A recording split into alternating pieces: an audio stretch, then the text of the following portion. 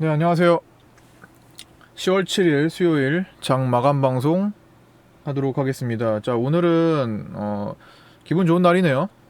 기분 좋은 날입니다. 오늘 여러 가지 종목들이 시원하게 터져준 것도 있고 의미 있는 거래를 좀 동반해준 것도 있고 좀 그런 날이었습니다. 특히 SV 인베스트먼트를 세 번째 공략을 해서 오늘 풀 상한가를 보게 됐는데요. SV 인베스트먼트 같은 거는 장중에 많이 보신 분들이 계실 겁니다. 워낙 많은 개인 투자자들이 이목을 집중하고 있었고, 굉장히 큰 슈퍼 하이퍼 거래량이 터진 종목이다 보니까 많은 사람들이 지켜보면서 단타를 하는 사람들이 정말 전국적으로 많았을 겁니다. 그렇기 때문에 지저분해요. 지저분하지만 가려고 하는 지저분함, 그 느낌을 아셔야 되는데, 추세를 깨지 않고 약간 양치기 같은 느낌으로 분봉을 형성했다라는 겁니다. 그래서 이 구간에서 두 번 정도 한 다음에 이제 마지막으로 들고 있는 거는 풀로 그냥 쭉 보자고 말씀을 드렸던 거고요. 중간중간에 불쑥불쑥 튀어나오는 데에서 자꾸만 연연해 하면 꼬여요. 왜냐하면 얘가 제일 꼬이기 쉬운 종목 중에 하나입니다. 왜냐면요, 아까 전에 방금 전에도 말씀드렸듯 많은 사람들이 관심 주에 넣어놓고 보고 있으면 움직이면 봅니다. 움직이면 쳐다봐요. 그러면 실시간 종목 조회 순위에 1위로 올라와요. 사람들이 많이 보기 때문에. 자, 보다 보면은 나도 모르게 손이 나갑니다. 이런 경험 있으신 분들 많이 계실 거예요. 내가 평소에 관심 갖던 종목이 갑자기 우뚝 딱 솟아. 아씨, 나도 모르게 매수하려고 따라 들어간단 말이죠. 뇌동매매죠. 생각과 행동이 일치하지 않을 때 다 꼬인다라는 거예요. 여기서 사는 것들, 여기서 사는 행동들 다 꼬여버린다라는 거예요. 이 종목의 특징을 이해한 이상 오히려 저 때는 그냥 차라리 봤으면 파는 게 낫지 사는 거는 절대로 아닙니다. 차라리 적당한 구간에서 사서 그냥 우리처럼 저처럼 지켜보는 게 더 결국에는 잃지 않고 갖다 주는 길이에요. 내 돈을, 내 자산을 불릴 수 있는 길입니다. 꼬여버린다고요. 쉽게 꼬일 수 있는 종목. 기본적으로 하이퍼 거래량이 터진 종목들이 특징입니다. 어차피 많은 사람들이 이목을 집중하고 있기 때문에 당연히 사고자 하는 사람과 팔고자 하는 사람들이 충돌이 심하게 일어날 수밖에 없는 거죠. 그래서 이런 것들은 제가 중간에 이런 식으로 이끌어서 안내를 해드렸다라는 겁니다. 이런 식으로 이렇게 글씨가 작아서 안 보이시겠죠? 보일라나? 이렇게 하면 보이죠? 잠깐만, 가려지네.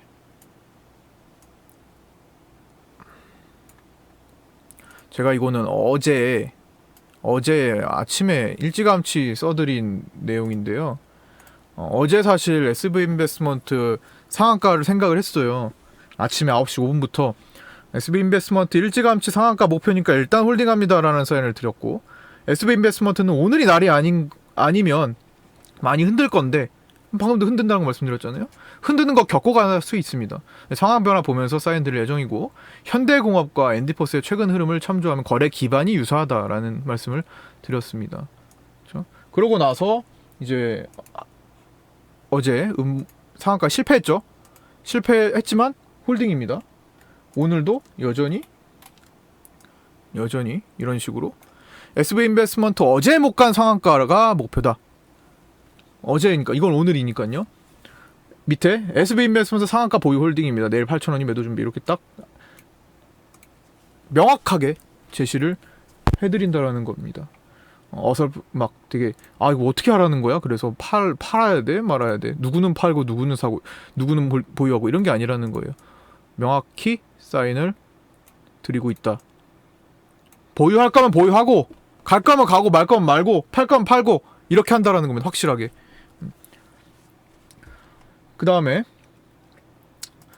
그래서 어쨌든 오늘 애초에 그냥 상한가 목표로 보면서 갔기 때문에 어제부터 그냥 상 봤고요. 내일 갭 뜨면 이제 하는 거고. 재료가 많잖아요. 이뮨메드, 일단 기본적으로 이뮨메드 99%, 뭐 코로나, 사멸 효과 이런 것들이나, 그 다음에 트럼프의 치료제 중에서도 뭐 비슷한 성분이 있는 것도 있을 수 있고, 그건 이제 에스맥과 연관이 되지만, 혈장 치료를 받았다고 해서.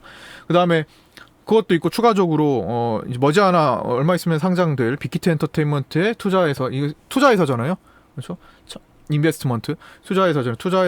투자해서 큰 수익을 거둔 것도 당연히 큰 호재가 될 수 있겠죠.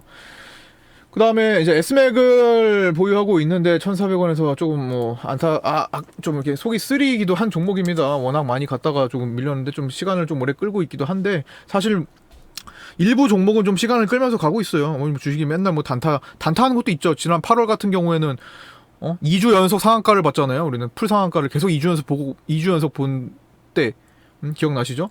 뭐 그럴 때 그렇게 하는 것도 있고, 또 어떤 거는 그냥 뭐 그냥 쭉 한번 어느 정도 구간 동안 들고 가는 것도 있고 그렇다라는 거죠.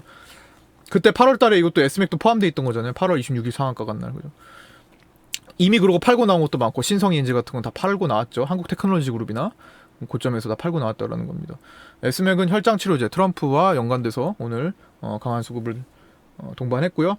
1억 5,900만 주. 더 나와야 돼요. 솔직히 2억 주 거래가 나와줘야 되는데 내일 기대합니다. 네, 내일 요 구간 돌파해가지고 올려놓기를 기대를 하고 있습니다. 그 다음에 안철수의 지지율이 올랐습니다. 여당에서 지금 어쨌든 좀 여러 가지 정책들을 내는 데 있어서 불협화음이 좀 많이 있잖아요. 오늘 같은 경우는 우리가 중요한 정책, 대주주 기준 완화에 관한 내용 10억에서 3억으로 낮추는데 그거를 검토를 할 거냐 마냐, 그걸 진행할 거냐 마냐, 이걸로 지금 오늘 굉장히 시끄러웠죠. 그러면서 점점점 야당의 지지율이 야당 쪽으로 사람들이 많이 부동층이 기울고 있어요. 어느 정도는, 뭐 다는 아니지만. 그러면서 안철수, 우리가 지금 써니전자를 보유하고 있기 때문에 보유한 관점에서 말씀을 드리는 겁니다. 안철수 당대표의 지지율이 2배 가까이 올라왔다라는 소식이 있었습니다. 지금 여야 중에 야권에서 1등으로 올라왔다라는 소식, 약 10% 가까운 9%대 지지율을 보이고 있어서 오늘 관련주들이 까뮤 ENC나 태원물산이나 써니전자 이런 것들이 좀 급등이 나왔고요. 5,500까지 찍고 돌렸는데, 뭐 우리는 워낙 멀리 떨어져 있는 가격이라서 3,200원 수익률이 지금 60%에 육박한 상황이라서 사실 뭐 대선주는 좀 끌고 가는 것도 필요하죠. 어느 정도는. 대선주는 사실 짧게 단타도 가능하지만 전략적으로 좀 보유하는 것도 또 할 수 있는 거기 때문에 저는 그렇게 지금 하고 있고요. 물론 적당한 흐름이 보이면 팔 겁니다. 이제는. 그러고서 또 할 게 너무 많아요. 지금 눈에 보이는 게 너무 많아서 힘들어가지고 어느 정도 이제 좀 순환을 좀 시키려고 해요. 그 다음에 광동제약은 오늘 베타딘 뉴스가 나왔고, 얘는 재료가 너무 많은 종목이에요. 저는 사실 아침마다 광동제약의 식품을 하나씩 먹고 있어요. 오늘도 비타500을 앞에 마셨고, 제가 지금 쿠팡으로 또 주문을 하려고 장바구니에 담아놓고 지금 장바구니에 좀 모아놓고 있는 게 있는데, 크릴 오일이라고 광동제약에서 만든 무슨 다이어트 보조 뭐라고 해야 돼? 그거 보조제거든요. 그거를 지금 살려고 하고 있고, 저도 또 냉장고에는 광동제약에서 만든 것도 많이 있습니다. 가네스도 있고. 사실 뭐 그냥 그리고 뭐 옥수수 수염차나 이런 것도 또 즐겨 마시고 그래요. 그래서 뭐 응원하는 마음도 있고, 그냥 저는 그 음료수 마시다 보니까 그게 광동제약 거였어요. 그냥 사실 그런 종목이고, 재료가 참 많습니다. 예전에 그 수도관 유축 문제로 한번 올라갔다가 그다음 베타딘 소독제, 이노스프레이, 그 포비돈 있죠, 그거 빨간 약, 그런 재료도 있고, 히드로코르티손 한 번밖에 안 나온 재료, 그것도 지금 좀 있으면은 거기에 대한 결과치가 나올 거고, 임상 결과치가. 뭐 정말 많은 재료가 있는 종목이라서 사실 그리고 우량하기도 하고, 사실 1조 원 매출을 내고 있는 상장 바이오 제약사 전체 3개밖에 안 됩니다. 3개밖에 안 돼요. 그래서 유한양행 같은 거 이렇게 같이 있는데, 그런 종목이기 때문에 그냥 조금 뭐 여러 번 먹었기도 하고요. 상한가도 보면서 먹었기도 하고, 그냥 그래서 남은 것 다시 공략한 거는 조금 이제 갖고 가거나 슈팅 나오면 좀 팔거나 뭐 이렇게 하려고 합니다. 그래서 좀 보유한 거 몇 개를 좀 소개를 해드렸고요. 뭐 다 갖고 있어. 이때도 팔고 막 이때도 하고, 하여튼 보유하고 남은 것들이에요. 남은 거 좀 다시 좀 강화시킨 것도 있고, 좀 기대하는 부분도 있고 해서, 저는 히드로코르티손 얘기가 한 번 더 나올 수 있을 거라고 보거든요. 그 다음에 한방 쪽으로도 엮일 수가 있거든요. 그래서 재료 많은 종목이고, 또 추가적으로 낙태법 바뀔 수 있는 거 그거 있잖아요. 근데 올해 말까지 결정을 할 텐데, 그러다 보면은 어제 현대약품이 올라갔던 것처럼, 어제 휴마시스가 움직였던 것처럼, 어제 명문제약이 움직였던 것처럼, 사오피임약 관련주나 혹은 테스트기, 임신 테스트기 같은 관련주들이 움직일 수 있는데, 수급을 받을 수 있는데, 시장에서 알려진 거는 방금 그 세 종목인데, 광동제약 또한 테스트기를 만들고 있어요. 좀 저가형으로 만들고 있는데 시장에 알려져 있지는 않습니다. 그것도 갑자기 뉴스 뜨고 주목받으면 이용해서 돈이 들어올 수 있다라는 겁니다. 여러 가지 재료들이 혼합되어 있어서 사실 뭐 이런 우량제약사 하나도 그냥 어느 정도 좀 지저분하긴 한데요. 그냥 먹었던 거기도 하고, 하나를 좀 보유하고 있습니다. 손실도 아니고. 자, 그래서 뭐 이렇게 종목들 몇 개를 소개해드렸고요. 시장 얘기를 잠깐 하면서 끝내자면, 시장이 다시 롱 포지션을 확대하고 있습니다. 굉장히 긍정적인 기운이에요. 4분기가 시작되면서 시장이 많이 바뀌었어요. 4분기를 시작하는 월화수, 연휴 끝내고 월화수가 너무나 긍정적이에요. 그래서 저는 매매에 관여를 하지 않았습니다. 그냥 보유 관점입니다. 시장이 알아서 내 종목들을 좋게 만들어 줄 거예요. 거기에다가 중간에 관여하면요, 내가 팔면 올라가고 내가 산 건 떨어지고 꼬여버립니다. 이런 시장에서는 일단 지켜보는 겁니다. 월요일같이 대형주가 주도했던 시장, 당연히 대형주 주도하면 전체적으로 자금이 약한 모습이 일반적입니다. 상한가도 많이 안 가고 내 종목도 많이 안 가고 개별주들도 별로 움직임이 없고, 하지만 대형주들은 일부 주도하면서 현대차 같은 거, LG전자 같은 거 막 올라간단 말이에요. 대형주가 올라가는 그러려고 시장 만들려고 놔두는 겁니다. 시장 시가총액이 높은 것들이 올라가면서 시장 만드는 건 당연한 거니까요. 화요일 연장선상에 있었어요. 화요일 막판에 흔들림이 좀 있었지만 그거는 이제 북한 관련된 내용도 있었고, 빅텍 움직이는 거. 다시 원위치 회복했습니다. 자, 오늘 눈 뜨고 일어나니까 미국 증시가 갑자기 막판에 쫙 쏟아졌어요. 아이고, 개인들 어떻게 생각하죠? 아이고, 팔아야겠다. 아이고, 시장 드디어 4분기 떨어지겠네. 마침 망명 소식, 북한 얘기, 불안한데 빅텍 사야 되나? 막 사람들 이렇단 말이에요. 그런 상황에서 외국인들은 겁나서 파는 사람들의 물량을 확 잡아먹으면서 선물을 원웨이로 땡겨버렸습니다. 오늘 그 원웨이 흐름을 눈치채고 오늘도 편안하게 매도 없이 보유한다라는 거예요. 어차피 알아서 만들어주고, 배를 탔는데 배가 파도에 흔들려요. 배가 파도에 흔들린다고 배에서 뛰어내리지 않죠. 그냥 적당한 파도는 그냥 배를 타고 목적지까지 그냥 가도록 놔두는 겁니다. 오늘은 3일 동안은 그런 날이었고요. 3일 동안 공식적으로 매도한 게 단 한 개도 없어요. 번외 종목 말고는 공식적으로 제가 매도를 하자 한 게 없습니다. 그냥 보유였습니다. 이제 결실을 내일부터 거두게 되겠죠. 어떤 거? SV인베스트먼트부터 나오겠죠. 그런 식으로 지금 진행을 하고 있고요. 롱 포지션 확대가 된다는 것은 외국인들이 3월부터 5월까지 주로 만들었던 포지션입니다. 선물을 사들이고 현물을 팔면서 혼동을 줍니다. 이거 봐, 외국인들이 코스피를 엄청나게 팔잖아. 몇 달을 팔았어요, 내내. 엄청나게 팔잖아. 다 도망가야 돼. 다 도망가 버려야 돼. 개인들은 이렇게 생각을 합니다. 하지만 외국인들의 생각은 전혀 다르죠. 왜 지금이 다야? 뭐 미래를 보려고 하는 건데 멀리 보자 이런 관점이었던 거고 10월이 돼서 다시 한번 그걸 강화시키려고 하고 있습니다. 4분기. 왜? 4분기에는 너무나 많은 개인 투자들이 걱정을 많이 하고 있거든요. 걱정을 많이 하고 있습니다. 대주주 양도세 문제도 있고 그 다음에 미국 대선 불확실성도 크고 트럼프 확진 그때 얼마 전에도 그것 때문에 연휴 동안에 사람들이 걱정했는 거 다 무시하고 다 받아낸 다음에 올라왔잖아요. 대중들이 걱정하는 것은 기회입니다.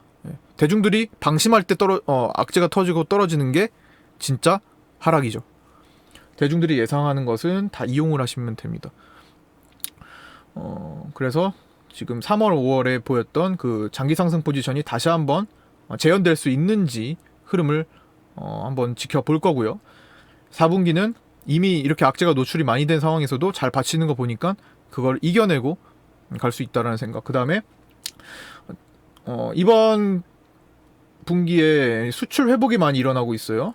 전년 동기 대비 처음으로 코로나 이후 9월 달에 최초로 플러스를 보였고요. 수출 7.7%. 기준점이 낮아진 겁니다. 원래 이제 내년도 실적과 관련된 얘기를 잠깐 하려고 하는데 내년도의 실적은 많은 기업들이 정말 엄청나게 폭발할 수가 있어요. 그 이유는 같은 실적을 내더라도 전년 동기가 많이 약해졌기 때문에 기준점이 많이 낮아졌습니다. 그러니까 1%에서 10%로 올라간다라는 거예요. 1에서 10으로 올라가면은 10배 올라가는 거잖아요. 그런 식으로 회복, 예를 들어 10에서 1로 가서 10으로 가는 건 여기서는 코로나 때문에 폭락했다고 쳐요. 여기서는 10배가 된다라는 겁니다.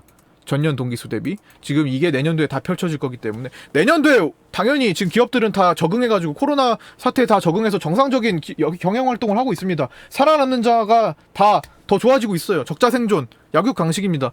강한 자는 계속 살아남아요. 더 강해집니다. 원래 기업들은 모든 위기를 다 거쳐서 성장을 합니다. 지금 그래서 다 적응한 기업들은 내년도에 엄청난 성장을 이룰 가능성이 매우 높습니다. 기준점이 워낙 망가져 있었기 때문에. 자, 그게 내년도에 펼쳐진다면 내년도에 어떤 시장이 펼쳐질지 감히 한번 상상해 보세요. 시장의 규모가 커졌습니다. 그 규모가 커진 만큼 시장의 지수도 올라가야 됩니다. 그릇에 담을 물건이 많아졌어요. 당연히 그릇도 키워야 됩니다. 식구가 늘고 있어요. 신혼 가정을 이루고 아이도 낳고 하다 보니까 식구가 늘어나요. 당연히 짐도 많아지고 이사를 가야 돼요. 더 넓은 집으로. 당연히 증시도 지수를 키워야 된다라는 겁니다. 그만큼 돈이 많이 돈 만큼. 여기에 대해서는 제가 나중에 특집으로 유튜브 영상을 하나 찍어서 올려드리도록 하겠습니다. 자, 오늘 요 정도로 마칠 거고요. 또 좀 10분만 하려고 했는데 또 길어졌는데 제가 다 뭐 그렇죠 뭐 하다 보면 또 길어지고. 자, 모두 고생 많으셨고요. 내일은 조금 뭐 수학도 몇 개 해보고 내일 또 재밌게 또 매매를 또 같이 해보도록 하겠습니다. 자, 고생 많으셨습니다. 여기까지 마치도록 하겠습니다. 바로 아프리카 TV로 방송 이어갈게요. 5시 바로 갈 수도 있어요. 잠깐 쉬었다가 5시 반에. 자, 수고하셨습니다.